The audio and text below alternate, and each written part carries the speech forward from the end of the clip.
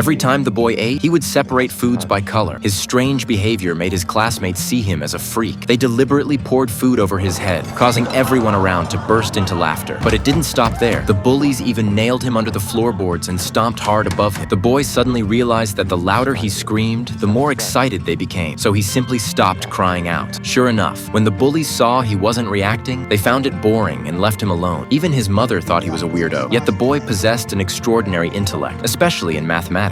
He loved solving crossword puzzles and cracking codes, though he hadn't yet realized how useful his abilities would become. As he grew up, the boy became a mathematics professor. But soon after, World War II broke out. Because of his brilliance, the government recruited him as a special talent. During the war, the Germans invented an encryption machine called Enigma, which was said to be unbreakable. It contained 5 rotors and 10 plugboard connections, producing a staggering 159 quintillion possible combinations, an astronomical figure. At that time, 10 people from Britain's MI6 were tasked with decoding Enigma messages. But even if they worked 24 hours a day, 7 days a week, it would still take 20 million years to crack one. To prevent an attack, they had to decode the German intelligence within 20 minutes. To Turing, Enigma was nothing more than a complicated crossword puzzle, so he decided to design a machine that could fight against Enigma. When he brought his blueprints to his superior to request funding, he was immediately rejected. His boss thought the machine would take too long and cost too much. By the time it was finished, the war would already be over. Outraged, Turing wrote directly to Prime Minister Winston Churchill. To his surprise, it worked. He received £100,000 in funding and was appointed head of the laboratory. Right away, Turing fired 2 experts who were just wasting time and began recruiting new members. The hiring standard was simple: whoever could solve puzzles. The intelligence agency even printed crosswords in newspapers, sparking a nationwide puzzle-solving craze. Engineers, soldiers, students, even elderly men and women participated. Eventually, fewer than 20 people advanced to the final round. Turing then gave them another challenge, one that even he needed 8 minutes to solve. Yet he required everyone to finish within 6. Amazingly, one person managed to solve it. Her name was Joan, but on her first day at work, Joan didn't show up. Turing went to her house and learned that her parents disapproved. They thought it was improper for an unmarried woman to work in a place full of men. Turing had no choice but to pull some strings through his connections. Eventually, Joan was allowed to work from home. However, given the conservative attitudes of the time, men and women weren't supposed to get too close. So at night, Turing would secretly hide documents in his socks, climb into Joan's second-floor room, and the two would conduct their secret research meetings together.